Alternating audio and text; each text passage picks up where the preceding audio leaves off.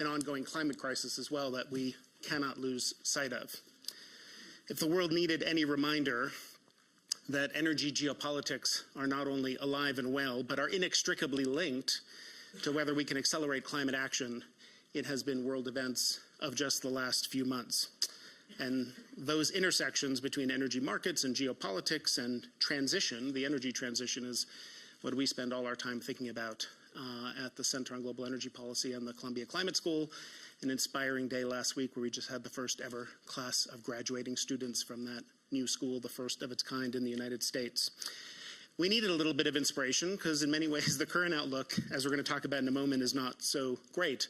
Oil prices well over $100 a barrel, record high, at least on a nominal basis, gasoline prices, diesel markets in crisis, eye-popping natural gas prices, record coal prices. And mind you, this is all while much of Russia's energy exports continue to flow to market. Meanwhile, global scientists are telling us there's a 50-50 chance we'll hit 1.5 degrees Celsius in the next 5 years. We have Minister Puri here. Temperatures, the combined temperature, heat, and humidity index in India this month reaching temperatures pretty close to the level beyond which the human body has trouble surviving outdoors. So what do we do about these multiple crises? How can governments and companies and civil society work together to ensure affordable and secure energy supplies for people today while continuing to accelerate the clean energy transition, because we are not on track for our climate goals of net zero. We're fortunate to have some of the real leaders in government and in civil society with us today to talk about these questions. Going down the row this way, we have Robert Habeck. He's the Vice Chancellor and Federal Minister for Economic Affairs and Climate Action for Germany. So as Vice Chancellor, he's at the forefront of Europe's response to the energy crisis caused by the invasion of Ukraine.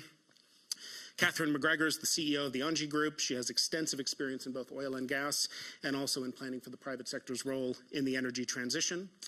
Fatih Birol, known to many of you, the Executive Director of the International Energy Agency. And under his leadership, the IEA has really taken a lead in guiding the transition to global net zero, now is working closely with governments and private firms to address today's energy crisis. Next to him is Hardeep Singh Puri, the Minister of Petroleum and Natural Gas and Minister of Housing and Urban Affairs for India, a country that both needs to meet rapidly growing energy needs affordably and is facing some of the worst impacts of climate change. And then last but not least is Vicki, the President and CEO of Occidental Petroleum. She's been a leading voice in the oil and gas industry for stronger action to address climate change and is the most senior female CEO in the industry. We're honored to have all of these people with us here on stage. Before we start, let me just acknowledge this session is being live streamed. Welcome to those of you who are joining virtually. And after a brief conversation here on stage and a bit of polling with the audience, we're going to open it up to questions from the floor. We have a microphone to pass around. If you're posting about the session on social media, please use the hashtag WEF22. Without further ado, let me turn to the panelists. Vice Chancellor Habeck, let me start with you. Germany set out ambitious targets for a clean energy transition. It's now facing the challenge of significantly reducing dependence on Russian energy supplies and finding where alternative energy supplies can come from. Talk about what actions Germany's taking to both reduce dependence on Russian energy, particularly Russian gas, as well as oil, while keeping on path or hopefully accelerating the path to climate goals. Thank you very much and good morning, everyone. I think that this panel and the whole conference couldn't be more timely. The questions you raised and the questions everyone has on his mind, they are really they have a high influence of everything that is going to happen in the next days, in the near future.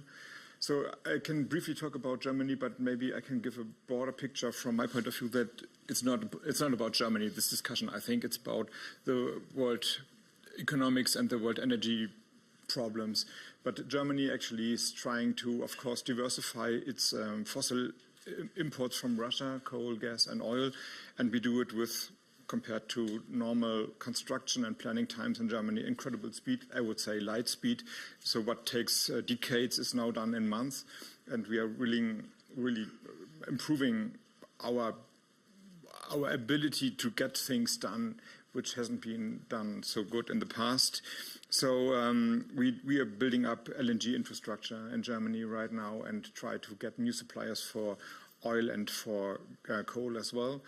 But this is only short term, of course. This is only one step in the direction to become not only independent of Russian fossil fuels, but of fossil fuels. So from my point of view, this caring about a new security of energy supply is not a contradiction to the greater goal getting independent of fossil fuels at all. So we have a number of legislation acts now in the parliament that should care for the increased installation of renewables all over the place in Germany. And this is the link to the greater picture I feel and I would like to share with you. I think we have at least 4 problems or crises right now that are all interwoven. We have high inflation in some of the countries in Europe, in the US, and a lot of other countries. We have an energy crisis, you must call it this way. We have food poverty, and we have the climate crisis. And we can't solve the problems if we are only concentrating on only one of the crises. But if none of the problems are solved, I'm really afraid that we are running into a global recession with a tremendous effect, not only about on climate protection and climate action, but of the global stability at all. So imagine that part of the world is starving next year. It's not only about hunger, which is terrible enough, but this is about global stability. So what will happen in countries that aren't, well, they have, let's call it dynamics, if part of their population is really starving to death. And we have seen, from my point of view, the brutality of the Russian regime. So from, I think, most of your countries and my country, it would be unimaginable that we say, okay, then maybe 100,000 lives are lost and I get rid of sanctions. This is impossible to imagine for us, but for the Russians, it's possible. I think we have seen it. So 3 short, I would say, line outs for an answer to give the panel over, to hand the floor over to my colleagues here. First of all, I would say that we have to stick to global markets. If we are now, and this is a tendency I feel everywhere in the world, also in my country as well, also in Europe, if we are now saying, okay, first of all, Germany and other countries are caring for themselves, then we will increase the crisis. If we are only caring for our own food supply, our energy supply, it must have a disastrous effect on the prices on the market. So first of all, we have to keep the markets open. Second, we have to see that we have to solve one problem, not on the back of another one. So if we are now increasing the production of fossil fuels and coal power plants all over the place, there's a drought in India. You mentioned it. We will definitely have more problems in the next years to come. So we have to see that climate neutrality, the big issue of the conference 2020, so 2 years ago, it seems like ages, but 2 years ago, it's not gone. So we have to solve one problem with the solutions of the other problem. And third of all, when I mentioned open markets, I like to stress out that the rules of the markets, they have to change. So the globalization, I think deglobalization is a wrong phrase. We shouldn't admit to that. We have to stick that we collaborate in one world and have some solidarity in the world, but therefore we have to change the rule of the markets as well. So these 3 things, I would say, give an idea where we have to heed to, and maybe this conference can also lead some ways into a more sustainable future. Thank you. A really important message, very relevant for the World Economic Forum, that we need more, not less, global cooperation and coordination at a time when, as you said, many countries are looking inward, saying, let's take care of ourselves, restricting exports. Just a very quick follow-up on a topic of the day. Where do conversations stand, say, with Hungary, and are we going to see a ban placed on Russian crude into Europe and then eventually products, maybe gas? Well, you have to ask the Commission as they are doing the talks. Of course, we are seeing the worst of Europe, that only some states are blocking the development, and we have seen it in other areas before. I think there are different solutions possible. First of all, I would admit, and I have done the same for Germany, that the countries have different situations. There's a difference between, let's say, Portugal and Hungary, or the Baltic states and, I don't know, Spain. And we have to be very careful that we are not applying the same rules for everyone and not seeing the difficult situations some states are into. But saying that, I expect everyone, also Hungary, that they work to find a solution and not saying, okay, we have an exception and then we will lay back and build on our partnership with Putin in times of this. Saying that, I think I can imagine that we have special exceptions for Hungary, for example, maybe some other countries, but they must lead to a common answer. And what the best thing that has happened in the past 3 months is that Europe and the transatlantic partnership and a coalition of a lot of countries was very firm in their answer to the aggression, of the violation, I would say, of international law, and we can't let slip this away. So staying together is the most important thing. Thank you. Catherine, you heard the Vice Chancellor talk about these multiple crises, energy security concerns, soaring energy prices today, alongside a climate crisis that requires a faster shift to clean energy. Talk about where that puts a company like yours in the immediate moment, but also when you think about your longer-term plans. Yes, thank you. Thanks, Jason. So ENGIE, as a major European utility player, is really at the heart of what is unfolding, a very large energy crisis in Europe, but not just. And we are obviously working on solutions very much in line with what the Minister was mentioning earlier. The first one is really around diversification of our supply. So this is something that we are doing, obviously leveraging the flexibility that LNG can give to Europe. And I'm sure Vicki will talk about that. Second aspect, and you've talked about it, is around making sure that we leverage and reinforce the strengths of our European solidarity, but also infrastructure. It is indeed very, very important that we continue to build that. There is, for example, fantastic gas storage infrastructure in Europe. We need to make sure that whatever we do, reinforce and strengthen this infrastructure, but also the market design to support the risk sharing between countries to make sure that Europe remains as strong as it has to. And the last point is around, in my mind, what needs to happen, which is around accelerating the energy transition. Because renewable energy, whether you talk about power or even gas, will reinforce European energy independence, because it is energy that is produced locally. It is very important, and I am pleased to see, the movement that Europe is taking around Repower EU, which is really looking at that. At ENGIE, we have a very ambitious target around renewable energy, both on the renewable power, but also on the gas.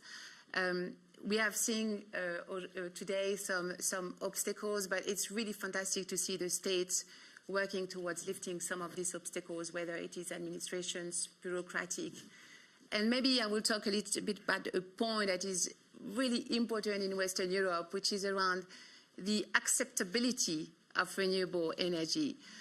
You have to understand, for those of you who are not from the continent, that there has been a very strong pushback against those windmills or even sometimes solar plants in Europe. And what I'm hoping here is that with this crisis, this acceptability, we can transfer that and translate that into appropriation, that the European citizens finally understand that the energy transition can be a solution to that energy independence challenge that is thrown at us.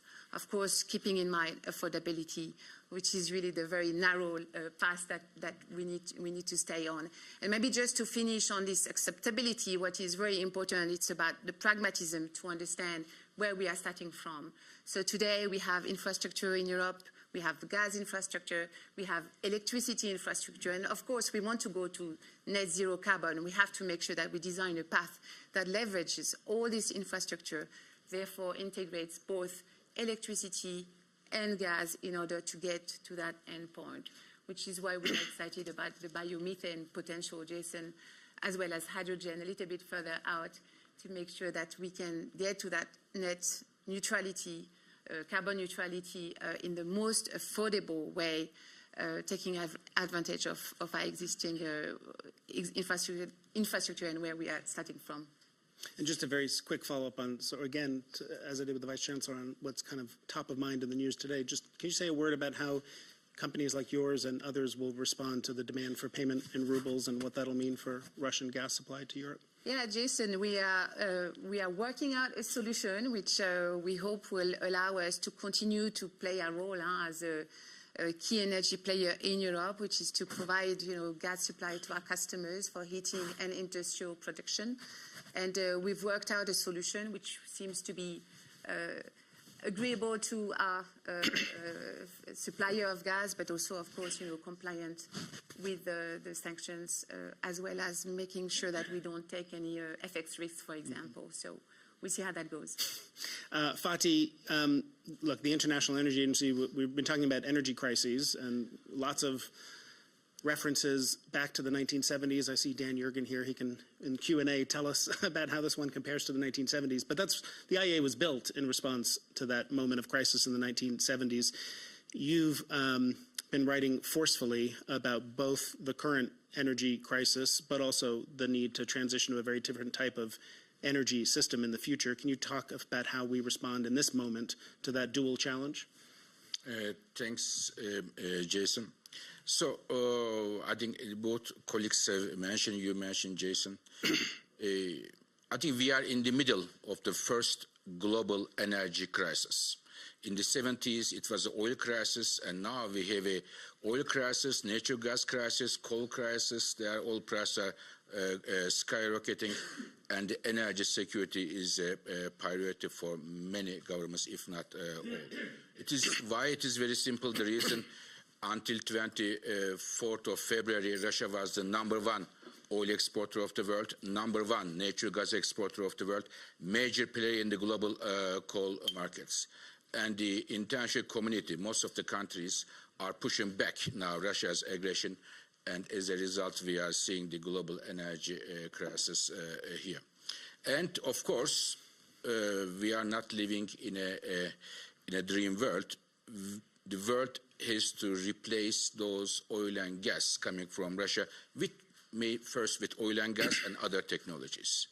I completely agree that the immediate response should include additional oil and gas bringing to the markets, but I prefer that our immediate response does not lock in our energy infrastructure for fossil fuels for many years to come. So how do we do that? First, we have to make the most out of the existing oil and gas fields, which are already there, plus shale oil and gas, because it's quick to come to markets and go from the markets. Jason, we have huge amount of methane emissions escaping now. Fixing them in just a couple of weeks of time is much easier, much more economic, and much quicker to bring additional gas to the markets. LNG, Germany and other countries are building in a hurry LNG terminals. When you build them, I understand it, but when you build them, put 10–15% more investments to make them ready for in the future to use for ammonia or the hydrogen imports. Plus, I really hope that, I hope Mr. Minister will also mention, there is a significant amount of spare production capacity in several producing countries. I hope they are going to make a positive contribution at this stage to the global energy security.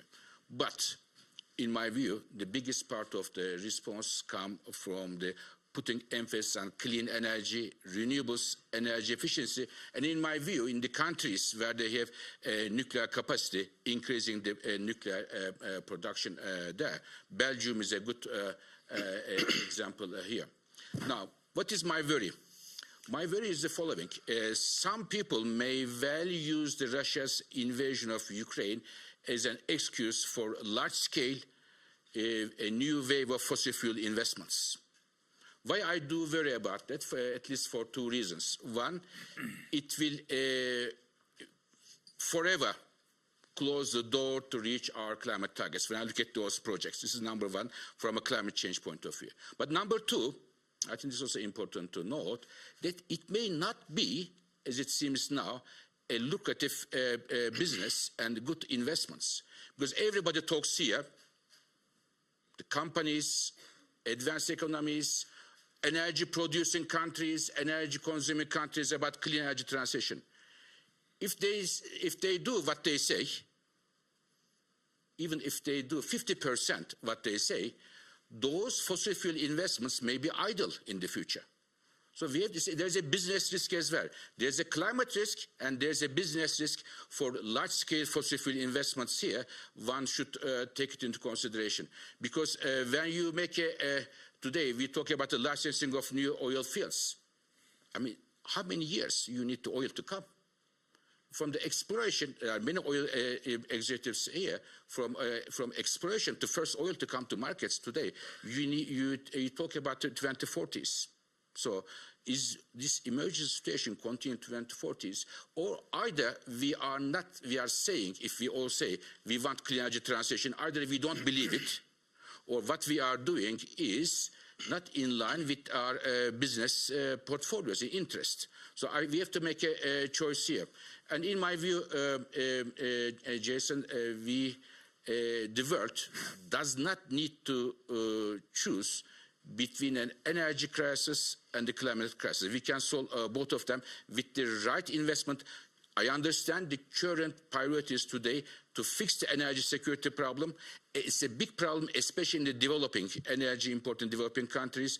But we shouldn't forget that one of the reasons why we have such high prices and the security in the major developing countries is the heat wave, which is a result of the climate change. It is only the beginning. So no to large-scale fossil fuel investment, especially coal coming in big time in some countries, but also others. And yes, for the quick responses to energy security challenges altogether, as many colleagues said, but without forgetting the climate risk. And a quick follow-up for you. I think when people hear, some people, what you just said, one question is the time frame. So you look at move faster to permit transmission lines and build solar and wind faster. Well, that sounds good, but it takes time. We have trouble permitting things. And I know I was encouraged to see Brussels recently issue a directive saying we have national security as well as climate reasons to want to permit that faster. Heat pumps in every home. I mean, this takes time, and you're worried about this winter and next, and also a lot of conversation on alternative sources of supply, as you just described. I'm struck that I don't hear as much conversation as I think perhaps there ought to be about demand as well, and conservation and efficiency, and what can we do there? Yeah. Efficiency is the, as I mentioned, renewables and energy efficiency. Let me give you one example. As International Energy Agency, we made two big push in terms of energy security. One of them is we released substantial amount of oil stocks to the markets to provide a buffer for the oil prices. It is equal to about 1.5 million barrels per day. It's a huge and it's comfortable. I think India for their supporting position there. Loss of oil to the market. And I want to remind that it is only 9% of all the stocks we have. We still have a lot of oil stocks. If necessary, we can still bring oil to the markets. And the second, we made a 10-point plan. How we can, in a hurry, reduce the demand for oil and gas. Let me give you one example. This winter in Europe will be rather tough, and in Germany and elsewhere. One of our analyses show that if we bring in Europe the thermostat, the temperature, 2 degrees lower, it is enough to save 20 BCM, which is equal to the gas coming from Nord Stream 1. So demand-side measures do count, not only in a hurry, but in the long term. But there are some short-term demand-side measures also in terms of oil. Mr. Minister would remember from his previous days the tempo limit, reducing the speed in the highways, or every second day the cars go into traffic, or car-free Sundays. We have in France. We had because of the avoid the air pollution. So there may be some short-term and the structural energy efficiency policies. This is a key solution. But again, the renewables, and in my view, nuclear power, they are all part of the solution. We are not I want to make it clear. We are not, we don't have only the choices of fossil fuels to answer this problem. We need fossil fuels as well in the short term, but let us not look in our future by using this current situation as an excuse to justify some of the investments being done. Time-wise, it doesn't work, and morally, in my view, it doesn't work as well.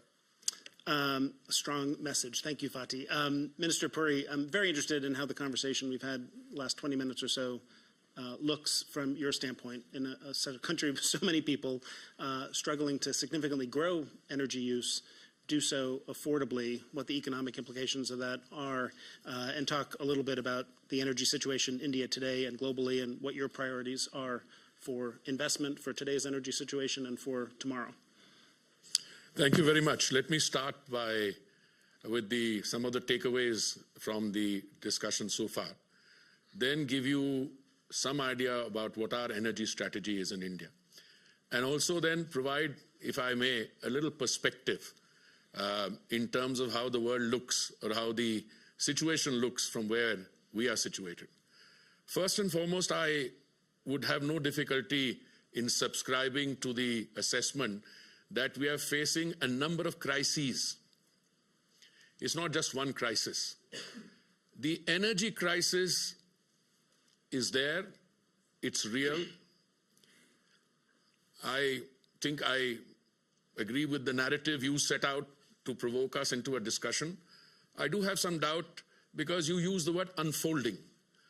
Let's make no mistake, oil at $110 a barrel constitutes a challenge for the entire world.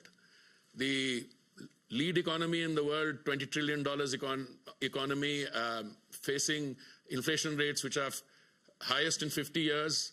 Another country with which I've had a long association, steepest decline in standards of living since the Second World War. I could go on and on. There are several elephants in the room here. And I think one, we need to acknowledge that we need to be able to navigate successfully out of the current crisis without adding more problems in terms of sustainability and going green. I totally agree with that. Now, let me give you some quick 7 points on what the Indian energy strategy is. And I encapsulate these 7 points in the words of the Prime Minister, who said, accelerating our efforts to move towards a gas-based economy. We're already moving from 6% to 15% of our overall energy mix. Cleaner use of fossil fuels, particularly petroleum and coal. Greater reliance on domestic sources to drive biofuels. Achieving the renewables target of 450 GW by 2030. Increasing the contribution of electricity to decarbonize mobility. Moving into the emerging fuels, including hydrogen, specifically green hydrogen, digital innovation across all the energy system. Let me, because of shortage of time, just pick up one issue. Biofuels. I was posted in Brazil around the period 2006 and 8. The government of India then was trying to go down the biofuels route, but all that we could manage by 2014 was a 1.4% of blend. Today, we are already doing 10% biofuels.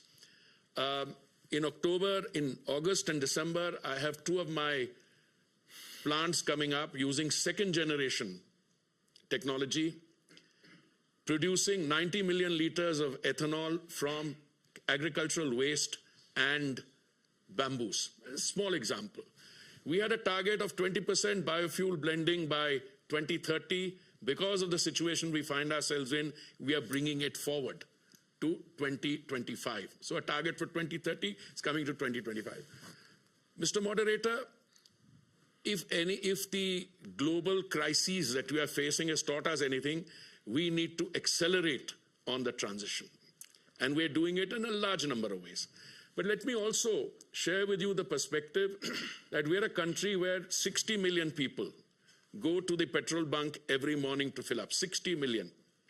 One of the things that we need to ensure is to make sure that there is no energy shortage in any form in a large country which has a population of 1.34 billion. See what's happening to countries around India. I don't want to be, I'm merely stating a fact.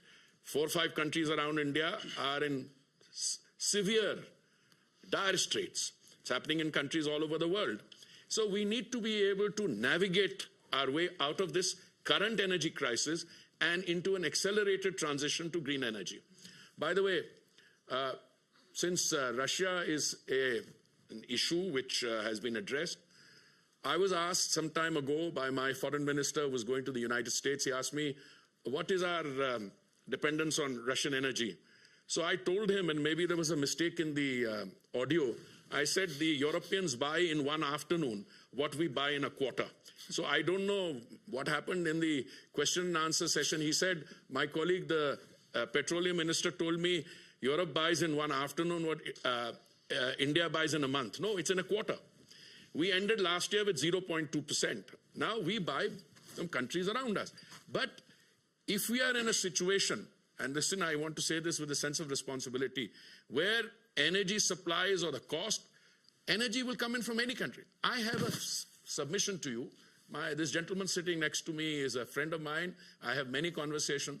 I do not believe that the world today is facing an energy shortage. Exactly. We are facing a situation where the amounts of energy being released in the global marketplace are short of the demand. That is what produces an inflationary situation. Now, I've been around long enough in a previous profession. I don't get into discussions on causation too easily. Whether that inflationary situation is due to trillions of dollars of stimuli that was put in or due to other factors, not important. Fact is, this is the situation. And if I think my German colleague raised the word, or someone, I think if we are going into a recession with a capital R, now if that happens, all these several multi-layered crises will reinforce each other. So, gentlemen, ladies, let me submit to you, we need to move on the green path faster, I have no doubt. But to manage a transition from where we are today to a sustainability path also means you have to survive today. I mean, my friend brings in additional things we do. I agree with that.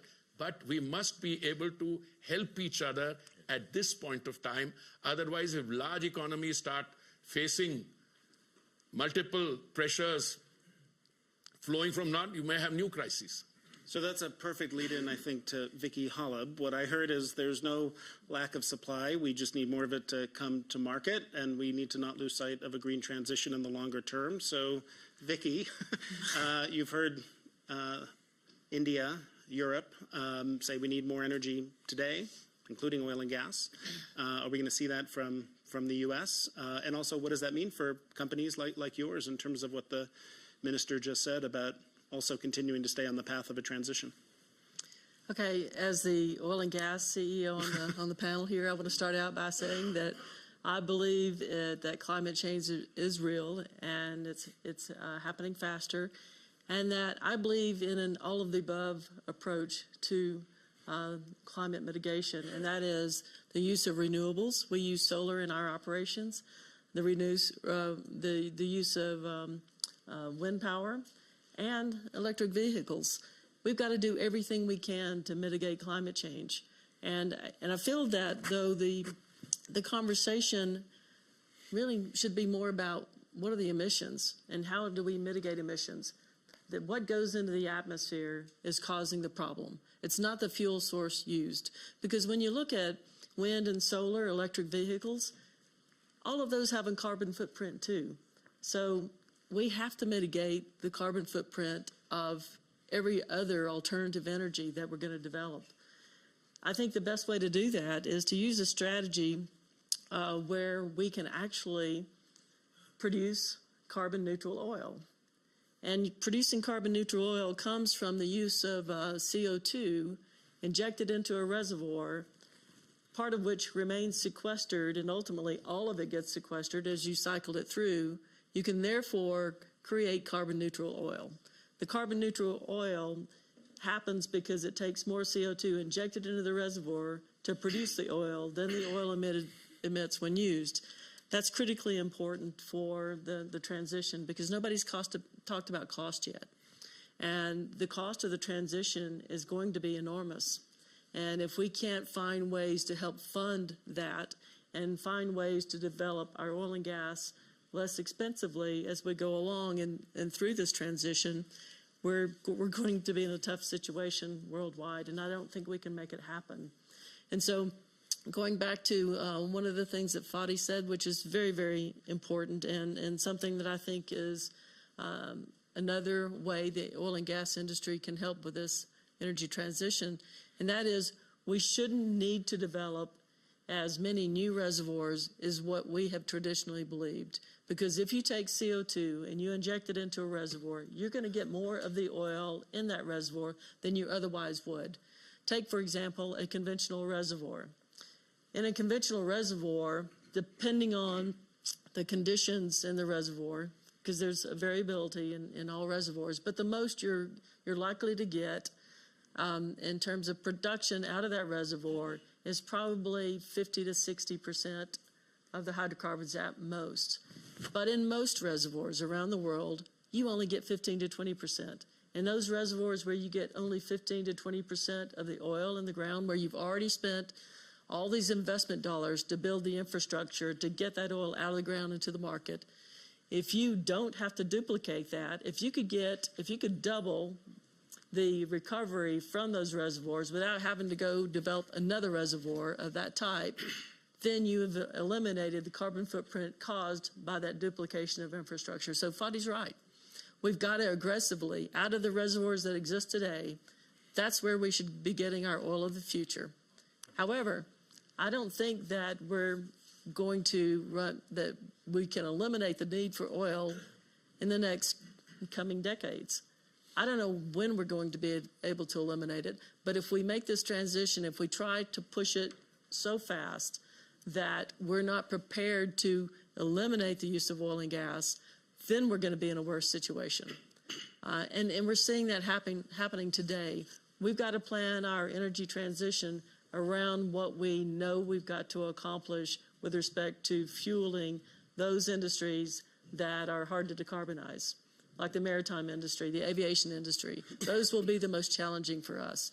So as much as we want to promote the use of alternative energy sources and nuclear, even nuclear, we want to use nuclear in our operation too. So those are things that we've got to do, and we're pushing this really hard because again, it sequesters CO2, it produces carbon neutral oil, it generates the funds that will help the transition. And if we think about getting back to that and getting back to, it's about the emissions and working on the emissions, that's how we can, I think, get to a better place. And the U.S. can provide ample resources to the rest of the world. We have a lot of oil and gas resources remaining in the United States, and we can provide it to the rest of the world. However, it's becoming more and more difficult to do that because of the fact that we're getting a lot of headwinds to do it in the United States. And one is the belief that we can end the use of oil and gas sooner rather than later. And when you have that kind of rhetoric and you create an environment where people believe that's possible, then it makes investors and others less willing to invest in the industry. It makes us a weaker industry and likely unable to continue to help with this transition. I want to open it up to questions from the audience. We have 2 questions for live polling to get a sense of the room. And then there's some real deep expertise in this room, and I want to make sure we have the chance to hear from all of you, and there's a few people here I want to call on too. So you can participate at slido.com, entering the hashtag EnergyOutlook, or you can scan the barcode right here with your phone, and it'll take you to it.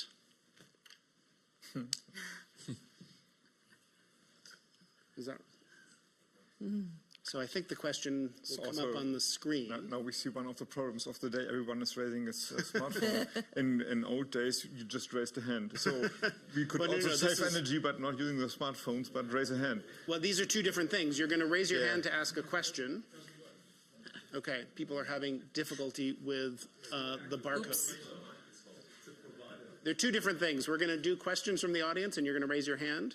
but we're going to take a poll of the audience, and that was Can I take with some? Slido.com, if people can scan the barcode, or go to Slido.com and enter the hashtag Energy Outlook.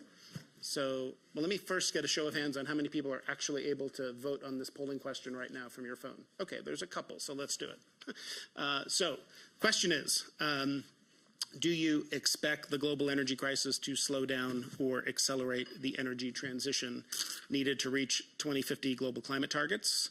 Slow down in the short run, but accelerate in the long run. Accelerate in the short run, but slow down in the long run. Energy transition will accelerate from today or no impact. Obviously, multiple choice gives you imperfect options to vote on, but pick whichever one you agree with the most. And I think we'll see the result in just a moment. So, wow.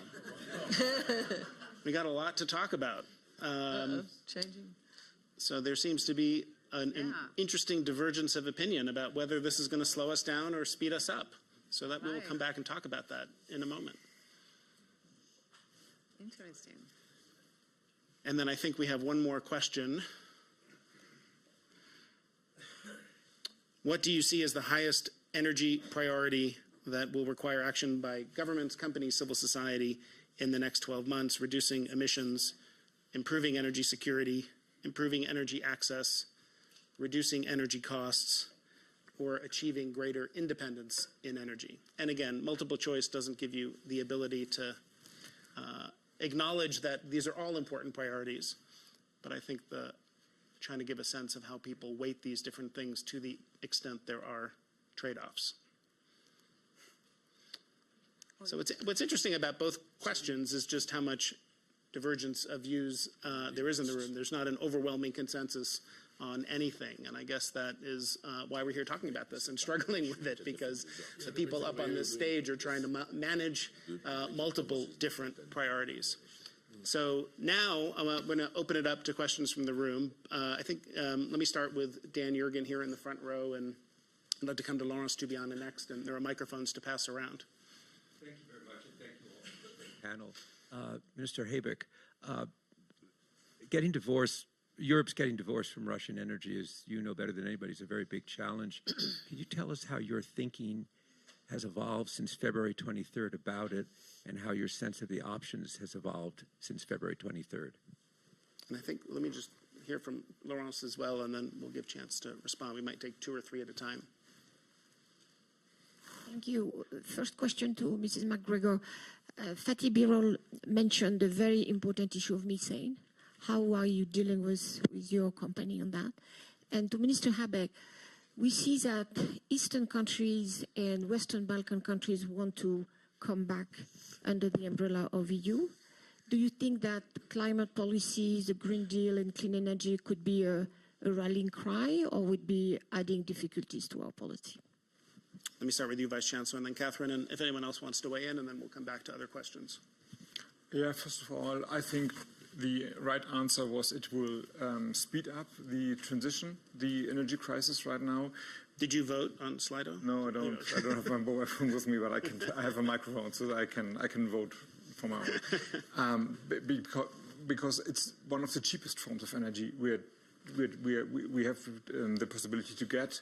And of course, it takes 1 to 3 years, but definitely we will see an increased amount of renewable energy in Europe and worldwide right now. See what's happening in Australia, for example. And we heard just Mr. Puri from India, what they are doing. This is really, this is going to happen right now, and then the market will follow. Now, actually, we are at the brink of a politic wanted transition, but very short time, it's a market transition. So customers will ask for green mobility, green warming, and so on and so on. And the companies not offering that, they will have a disadvantage. This is what's going to happening right now. And in Europe, the phasing out of Russian fossil fuels, I think it's happening in a tremendous speed. At least for Germany, I can say that over 2, maybe 1.5 decades, the German politicians, they increased the dependency on Russian coal, gas, and oil, and this was a strategic mistake. And this was repaired, or is in the verge of being repaired over weeks, I would say. So there's something happening. But of course, the problem is what Mr. Puri and also Fatih has stressed out: not buying Russian oil and maybe reducing the amount of Russian gas we are using in Europe is not saying that Putin is not earning lesser money. We've seen it all over the last months now that they have earned a fortune. And not only Gazprom and Putin has earned a fortune, but also some companies have. And so this is what I meant when I said we have to keep the markets open, but we have to change the rules. Of course, there is enough fossil fuel on the market, but the prices are skyrocketing with disastrous effects also in Europe, but the more in countries that don't have such amount of money to buy LNG to whatever it costs. And we have to fix it. So there are some ideas. One would be that we agree that we don't pay any price. This is, of course, not in the market system promoted as the WEF over the decades, because the market will repair the problem. But I don't think that this is going to work right now. So we have to be, if this is a change in times, then we have to change the rules as well. So I think there must be more creativity, more flexibility to think the unthinkable and to come to solutions over short term, that we don't give all the money to Putin and spoil the markets and come to disastrous effects in other countries. We see what's happening. You're right, Mr. Puri. If we have a global recession, or if we have a food crisis because the prices for gas are too high and we don't have enough fertilizers in the world, so what's going to happening there? So we have to fix this, and we have to do it with a new form of leadership, not to say we've never done it before in history. This is not an answer. We have to find new solutions, and we have to find them fast. And maybe this WEF can be part of the solution as well. If we have a mood to move forward and not to shy back. Yeah, I agree. It would be instructive to have this kind of a polling done in some other parts of the world.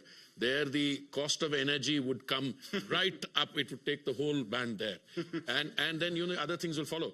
And that would, in a sense, also reinforce and accelerate the pace of transition. It's one. But just a little bit of sales pitch on my side. We have the lowest solar costs in the world, abundant sunshine.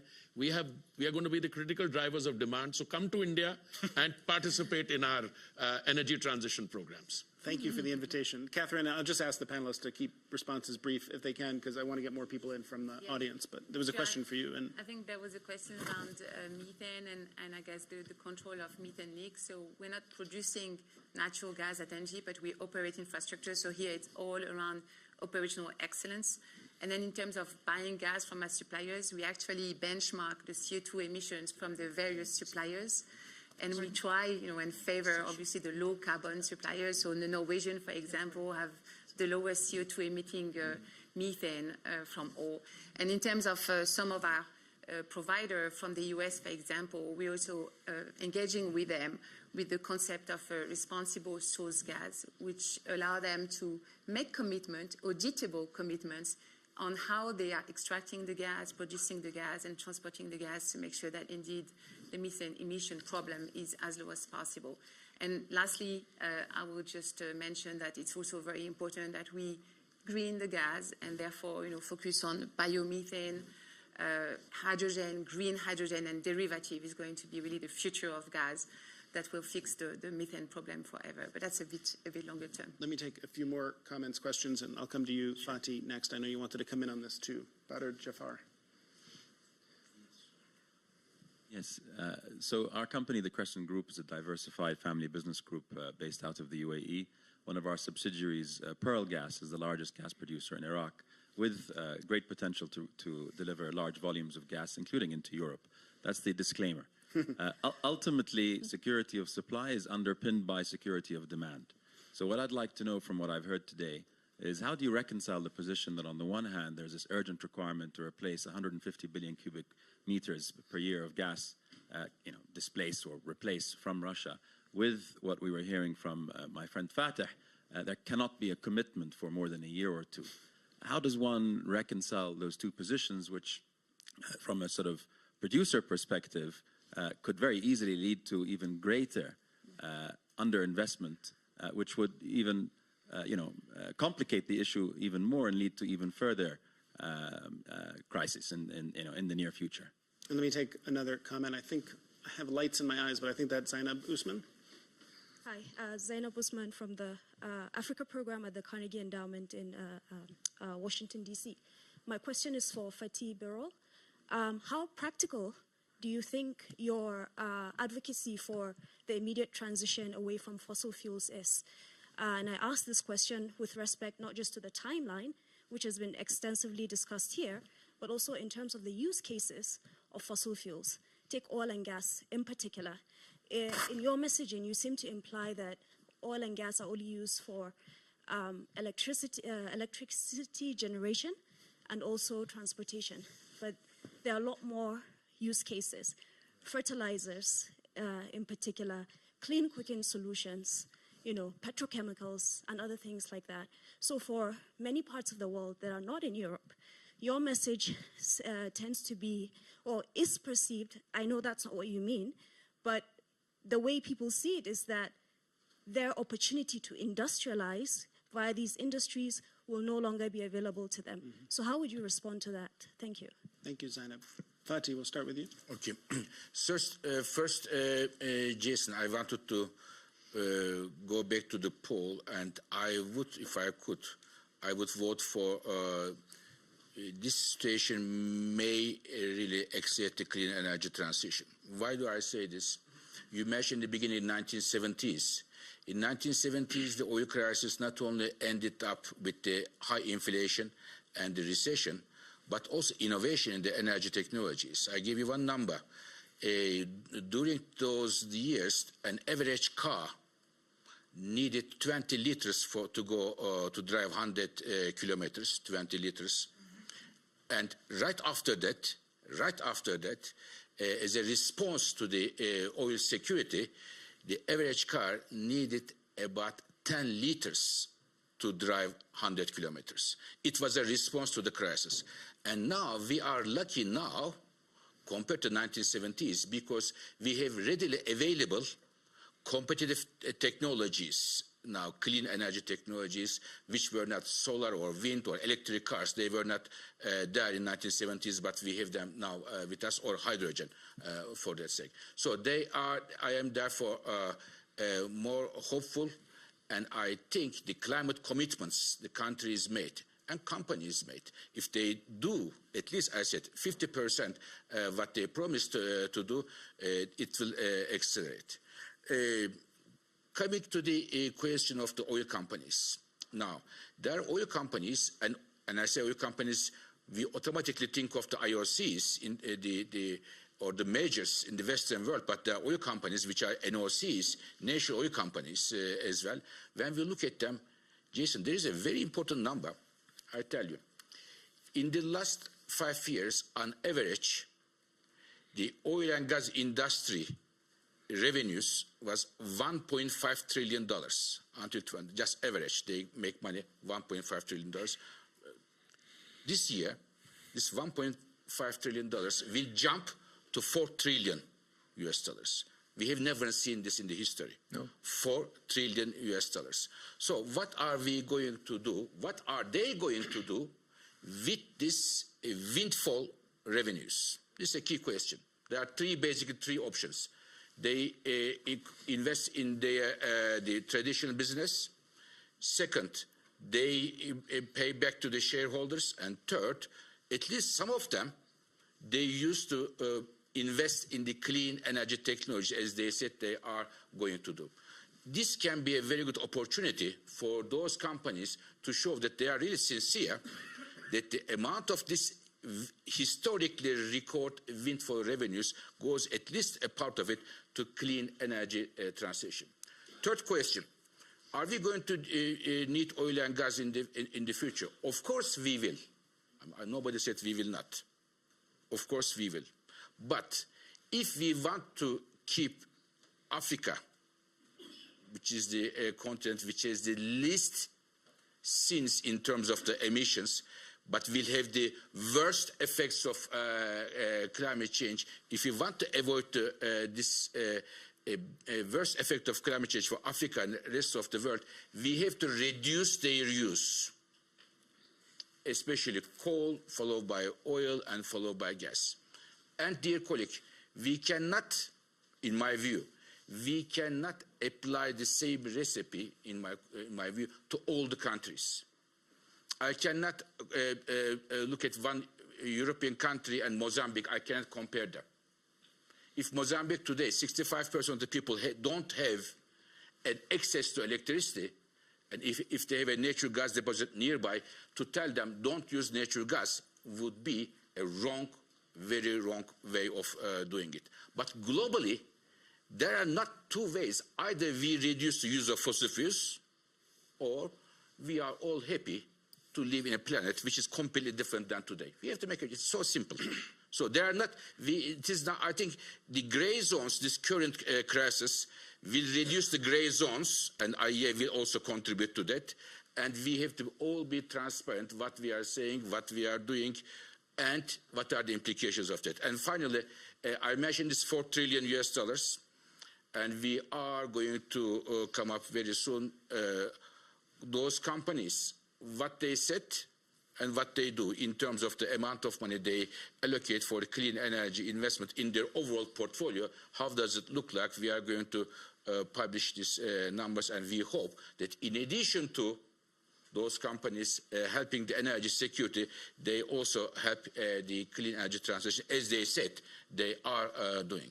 I'm going to give each of our distinguished panelists 30 seconds for final comment or reflection, and if they stick to 30 seconds, we will end on time, and I will not get in trouble with our organizers at the World Economic Forum. So I'm curious what could surprise us, in your view, with respect to today's energy crisis or the energy transition that maybe we haven't talked enough about in the coming year. If you have a thought about that, you can feel free to ignore that question and offer any other reflection you want in response to the conversation we've had, so you don't need to follow directions on the question, but you do on 30 seconds. Vice Chancellor, let me start with you, and then we'll just go down the room. The best hope we have is that everything can happen faster and cheaper than we ever thought before. And this happened in the past time. You mentioned UAE. When I was there, they told me that they want to achieve a price per kilowatt hour under 1 euro cent for renewable energies. So if this is going to happen, then the rest is done by the market. And I think all estimations were wrong. We were faster and cheaper with renewables than we ever thought. And if we continue this path, then we have a fine idea of the future. Thank you. Catherine. Yeah, very much along the same lines. I think we'll be surprised. I think it's going to be a big success, this energy transition. We do need to get the private-public partnership, regulation, and technology pieces to all pull in the same direction. It's going to be a critical success factor. Fatih. Thanks, Jason. So I think my message is very clear. We have an immediate energy security crisis with high costs. I hope we all together, consumer countries, producer countries, South, North, all of us together, make the most to address this energy security challenge, which was caused by Russia's invasion of Ukraine, without locking in our energy infrastructure for fossil fuels in the future.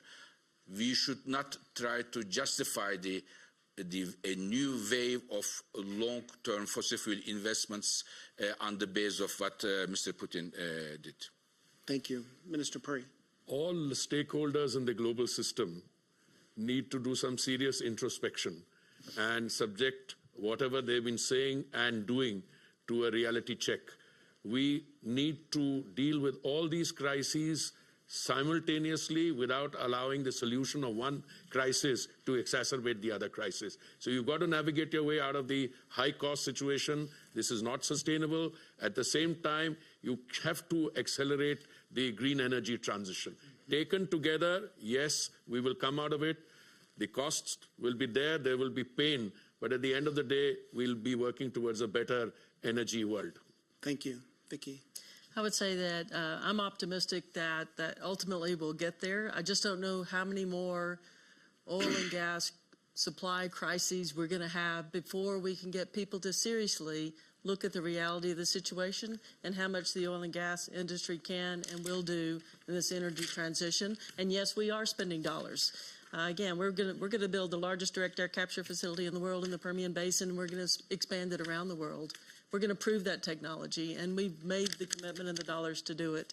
I think that if the rhetoric around the world, though, continues to want to kill fossil fuels, then what you said is exactly true.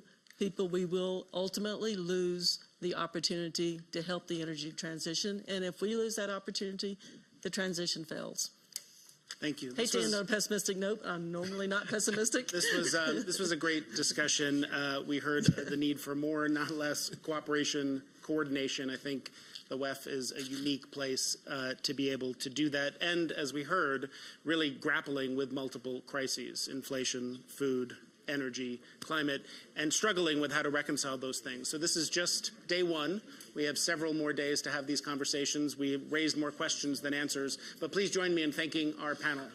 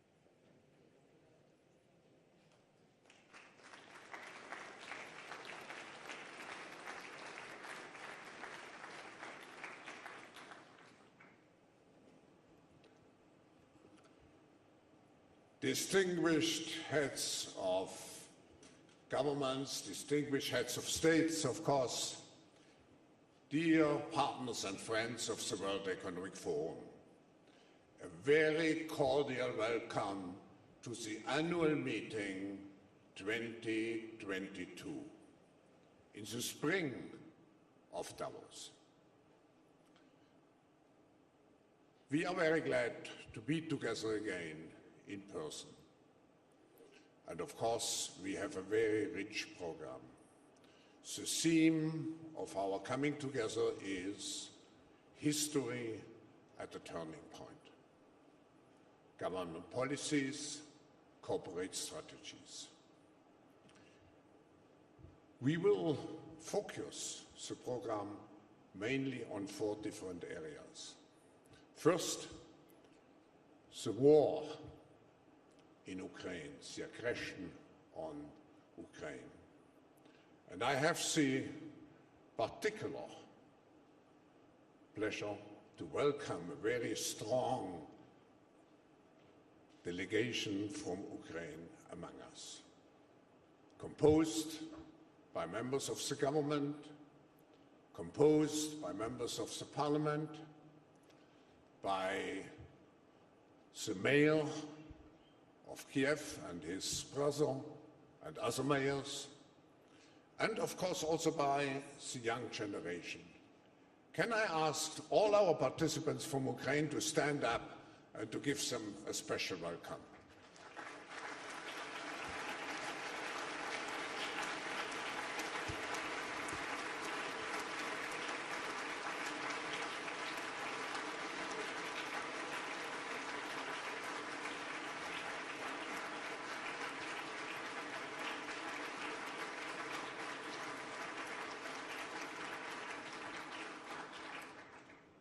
This war is really a turning point of history, and it will reshape our political and our economic landscape in the coming years. But we also are at the tail end of the most serious health catastrophe of the last 100 years, COVID-19, and we have to reinforce our resilience against a new virus possibly, or other risks which we have on the global agenda. We also have to address urgently the issue of climate change and all the other issues related to the preservation of nature. And finally, we look at the future of the global economy with great concerns. Too high inflation, too low growth, too many deaths. But what is particularly worrisome are the consequences, such as falling back of hundreds of millions of people again into poverty and possibly tens of millions of people dying of hunger. We have to be really concerned about those issues, and that's what we want to do here during this meeting. So how can Davos contribute to improving the state of the world? First, we know that all those challenges cannot be met by governments alone, by business alone, or by civil society alone. We need collaborative efforts. And the World Economic Forum here, Davos here, you here, I think it's the most impressive community for global cooperation. Second way of contributing to make this a better world is to look at all those issues in a holistic way. Political, economic, social, and ecological dimensions of every issue today are intertwined. So here we are. And you may ask, why do we have 400 sessions? It is to deal with all the aspects of our global system. And finally, when I looked at the short video, I was thinking, should we have an atmosphere of optimism or pessimism. I think we should be joyful and grateful that we can meet again here in person. It's so important because confidence can only be built by personal contact. But let's also be clear. The future is not just happening. The future is built by us, by a powerful community as you here in this room. We have the means to improve the states of the world. But two conditions are necessary. The first one is that we act all as stakeholders of larger communities, that we serve not our only self-interests, but we serve the community. That's what we call stakeholder responsibility. And second, that we collaborate. And this is the reason why you find many opportunities here during the meeting to engage into very action and impact-oriented initiatives to make progress related to specific issues on the global agenda. So I'm sure that we will have a very successful meeting by working together. And it's now my great pleasure to introduce the President of the Swiss Confederation, Ignazio Cassis. And I want to use this opportunity, Mr. President, to thank you for the great hospitality, for the cooperation we had with our host country. Я понял. Ну давай на бочі.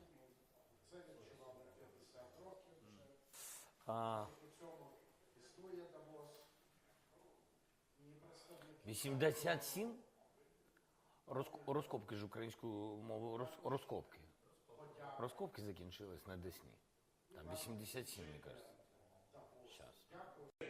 Hospitality here in this global village of Davos. Again, a very cordial welcome to all of you, but in addition, I should say at the end, and I spoke about the forum as a stakeholder community, I would like to, in addition to the political representatives, the forum is the International Organization for Public-Private Cooperation, so your presence, the heads of over 50 governments, the ministerial delegations, is so important. But I want to thank you also, our partners, our business partners.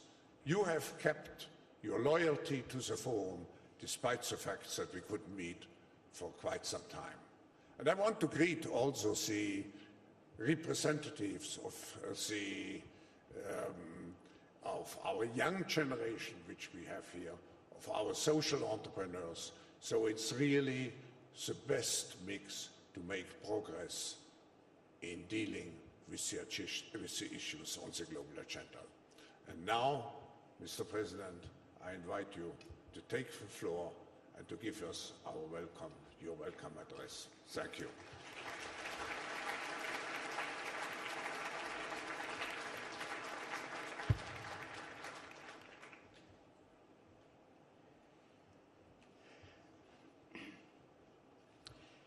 Sehr geehrter Herr Professor Schwab, sehr verehrte Frau Schwab, dear Professor Schwab, dear Mrs. Schwab, Excellencies, ladies and gentlemen. The annual meeting in Davos is a retreat from everyday life. The distance is intentional, but being removed from everyday life does not mean being removed from reality. By withdrawing, we give ourselves the time to think, and in return, the possibility of being rewarded with fresh solutions. This is why we are here. My heartfelt thanks go to Klaus Schwab, the Spiritus Rector, as well as to the organizers. And of course to you, thank you all for coming. For many, the past few decades, have been decades of hope. Hope that the order established after the Cold War would endure. There were setbacks, of course, but overall, things were looking up. Open world markets and technological progress generated prosperity for hundreds of millions and provided a boost for more democracy, freedom, and stability. States, the economy, and the public believed what states, the economy, and the public like to believe, namely, that things will carry on as they are. This deceptive foundation of apparent security induces us to underestimate our own vulnerability. Those who believe that the factors that contribute to success are constant easily overlook the risks of growing nationalism, hunger for power, and protectionism. But suddenly, the foundations upon which such hopes are built fall apart. One crisis collides with the next. First, the financial crisis, then climate change, the pandemic, and on the 24th of February, Russia's attack on Ukraine. Almost overnight, this war of aggression reduced the sovereign state to rubble, turned cities into graveyards, robbed the people of its livelihood, and shattered an era of hope. This war has a total disregard for everything the community of states has achieved in decades of civilizational progress. In view of this brutal violation of international law, especially international humanitarian law, Switzerland has strongly condemned the war and adopted the EU's sanctions. Meine Damen und Herren, Ladies and die klare gentlemen, Haltung der Schweiz hat viele Switzerland's clear überrascht. stance has Im surprised In- many. und im Ausland There were gab es Fragen, questions at wie home das and mit abroad, unserer questions as Neutralität to how vereinbar this could be ist. compatible with our neutrality. Die Antworten darauf sind The gerade answers to in these einer questions Situation des are geopolitischen important, Umbruchs wichtig. especially in a situation Also of warum geopolitical turmoil. Haben So wir why did so we take this decision? entschieden? Demokratie muss stärker sein Democracy als must be Gewaltherrschaft. stronger than tyranny. Völkerrecht International stärker law als stronger Unterwerfung. than submission. Recht stärker als Law Macht. stronger than power. Selbstbestimmung And stärker self-determination als stronger Unterdrückung. than oppression. Gegenüber der brachialen Verletzung There can fundamentaler be Werte, no die auch neutral unsere attitude Werte sind, towards the brutal gibt violation of es fundamental values, grundsätzlich which are keine also our neutrale values. Haltung.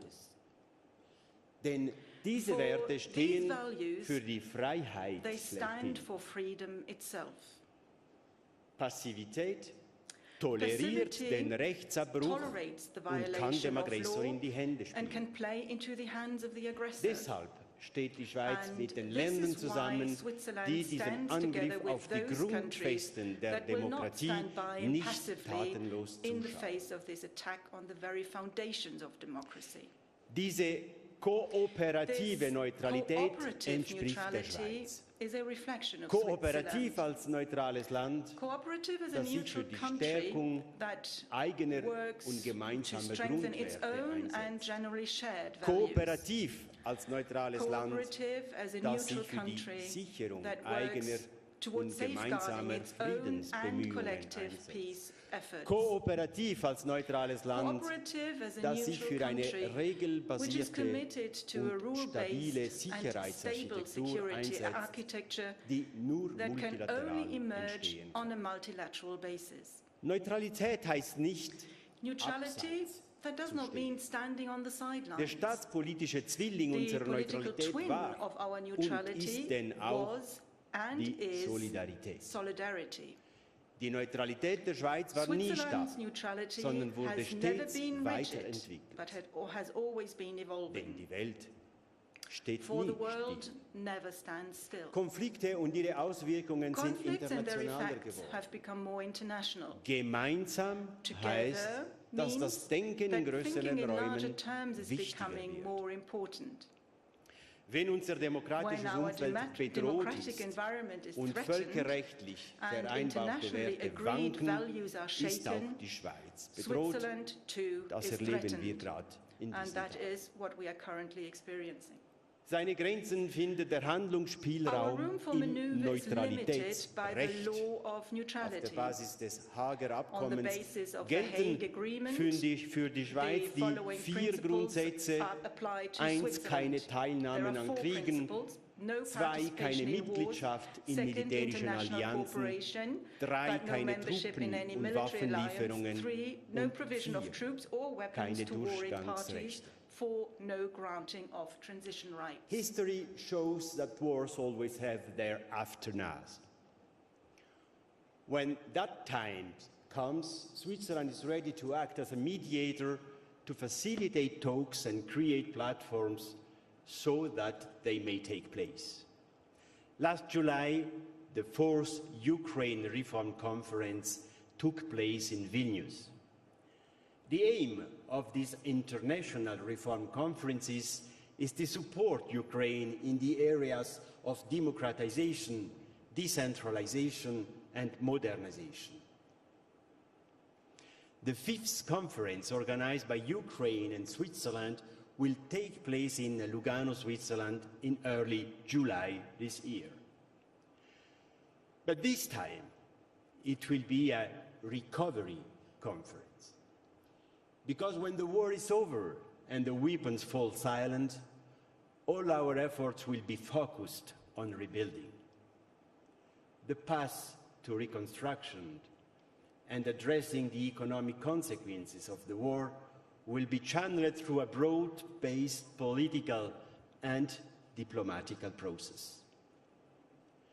The conference in Lugano will provide an opportunity to discuss this complex path to recovery with all key stakeholders for the first time. It will mark the international kickoff for the recovery process for Ukraine.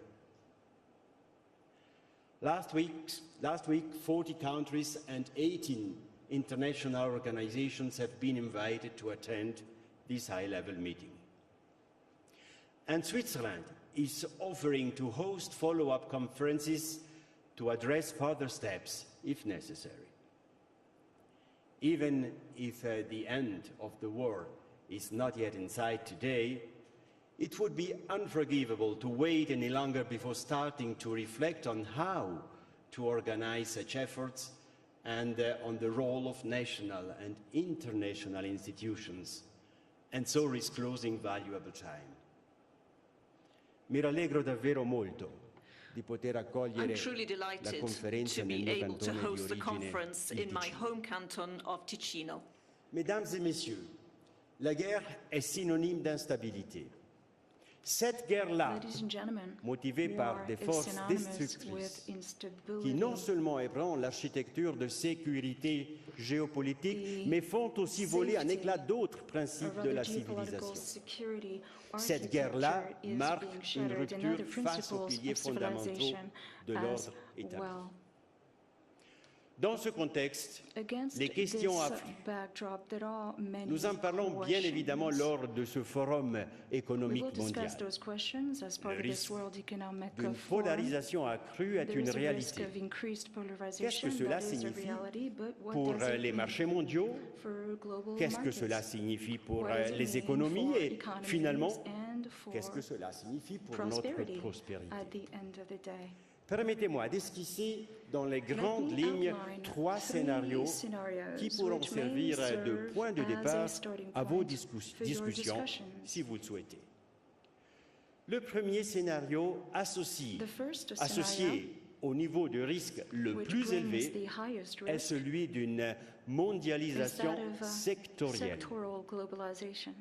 La formation de blocs conduit à un découplage des espaces économiques et à des circuits régionaux fermés. Ce modèle comporte des risques This is a considérables. model that entails considerable Polarisation, risks, including politique hégémonique exacerbée, exacerbated guerre hegemonic froide commerciale, politics, effritement du cold wars over dispositif trade, réglementaire mondial, weakening global regulatory blocage system, des échanges et en a blocking of conséquence, trade, vaste which means perte en termes de serious threats prospérité. to prosperity.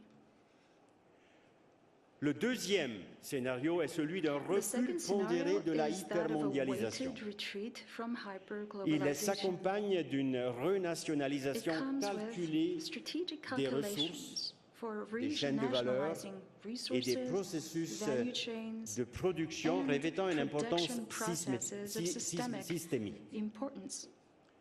avec en conséquence une This diminution will des lead interdépendances, to des reduced risques et du interdependence, nombre de fournisseurs. less risk, and fewer En suppliers. contrepartie de ce deuxième scénario, il faudrait alors compter avec un renchérissement des trade-off produits, is puisque higher product ce prices, recentrage ciblé est since indissociable this de targeted pertes en refocusing termes inevitably d'efficience. brings efficiency losses. Ce deuxième scénario pourrait représenter This second scenario could une solution possibly transitoire. represent a transitional solution. Le troisième et dernier Now, scénario the consiste third à and last renforcer scenario un is multilatéralisme one of ciblé. stronger, targeted C'est pour moi la voie à suivre. multilateralism.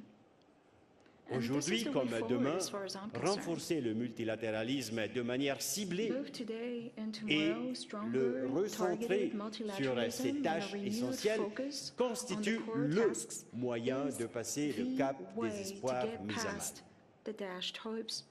Le multilatéralisme doit se concentrer avant tout sur les Multilateralism grandes must questions qui ne chiefly peuvent focus pas on être those traitées de major manière issues isolée. that cannot be dealt with in Des isolation. questions telles que le climat, Issues such as les pandémies climate, pandemics, ou l'extrême or pauvreté. extreme poverty. Des questions telles que les crises financières Issues such mondiales, as global les financial blocages crises, commerciaux ou trade l'approvisionnement blockages, énergétique. or energy supply. Des questions, on le voit ces jours-là, telles que les risques de We're guerre seeing this ou les grands flux today. migratoires. Issues such as the risk of war, Ladies or and mass, gentlemen, or mass we migration. cannot remain static in the face of the dynamic of our time. So let's think decisively about focusing rules and institutions on the most pressing geopolitical risks. The existing multilateral institutions, such as the UN or the Bretton Woods institutions, do cover these issues. But they are repeatedly blocked by conflicting interests. That tendency is increasing. And because timely and decisively multilateral action is imperative in these key areas, rules and reforms are needed to ensure well-established and bindingly accepted political coordination that is up to meeting these new challenges. Three scenarios, one broad framework. Perhaps your discussions will take you in other directions. That doesn't matter. What matters is that such discussions take place without moralizing and remaining open to a broad range of opinions. Solutions do not emerge from an exercise in groupthink. They emerge through open dialogue, because conversations are the basis for any new solutions. That is what it is all about here in Davos too. Vi ringrazio e vi auguro I thank you, discussioni and I wish fruttuose you e animate. lively and fruitful discussions.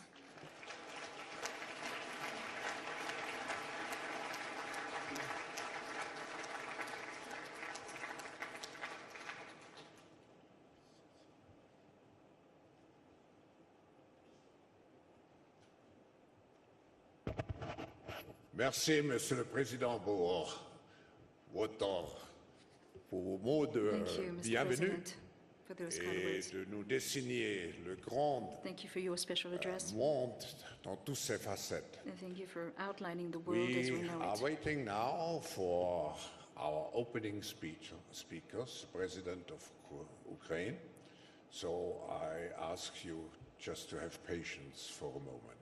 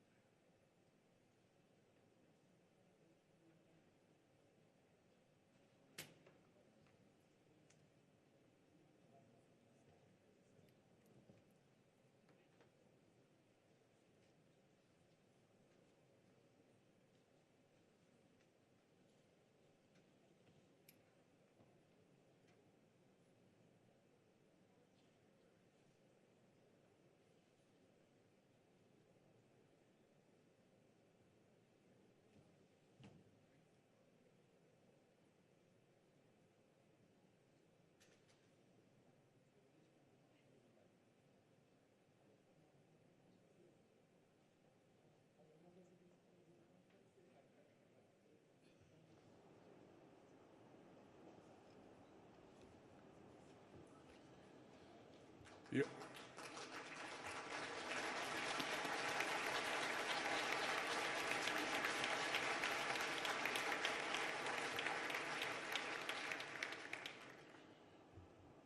Excellencies, ladies and gentlemen, it's a great pleasure to welcome to this opening session Volodymyr Zelenskyy, the President of Ukraine.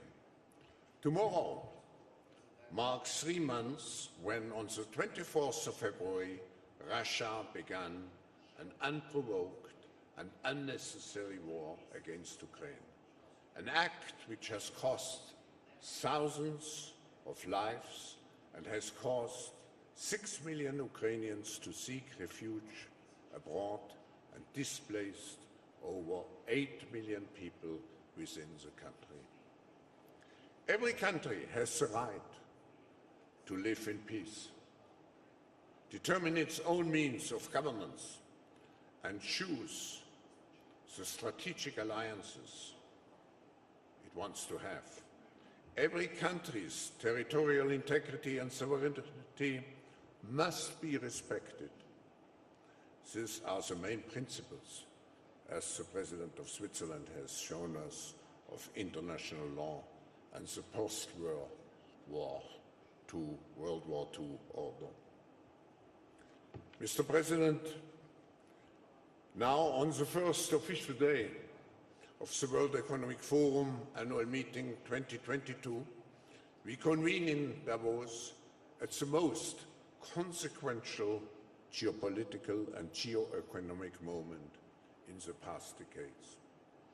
Mr. President, we have all seen the leadership, your courageous leadership. We are eager to hear from you on what lies ahead for your country and its people, your vision for peace in Europe and the international global order, and how we can assist you, because everybody of us is affected by what's happening in your country. Mr. President, the floor is yours.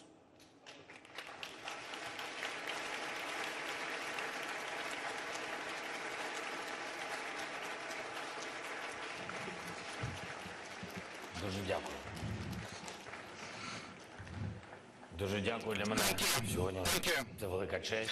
It's a great honor for me. Шановний пане голово, Mr. Chairman, професоре Шваб, шановний президенте Касіс, шановні пані та панове, шановні присутні. Я вдячний за цю можливість взяти участь в дискусії на форумі. Загальна тематика Давосу цьогоріч – історія у поворотний момент, урядові політики і бізнес-стратегії. І саме цього року слова «поворотний момент» не є просто риторичною фігурою. Зараз дійсно такий момент, коли вирішується, чи пануватиме в світі груба сила. Якщо пануватиме, то наші думки її не цікаві. І в Давосі ми можемо більше не збиратися. Бо для чого? Груба сила не шукає нічого, окрім як підкорення тих, кого хоче підкорити. І вона не дискутує, а вбиває одразу. Як це робить Росія в Україні просто зараз, прямо зараз, в цей час, коли ми з вами спілкуємося.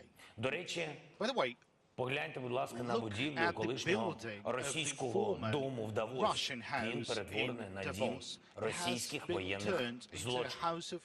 І це є приклад їхньої трансформації. Того, що Росія зробила з собою, ставши державою воєнних злочинів. І того, що вона несе світу, надихаючи ще й інших потенційних агресорів, замість успішних мирних міст, чорні руїни, замість нормальної торгівлі, замінованим морем, і заблоковані порти в Україні, замість туризму, закрите небо і тисячі російських бомб і крилатих ракет. Ось як виглядатиме світ, якщо цей поворотний момент людство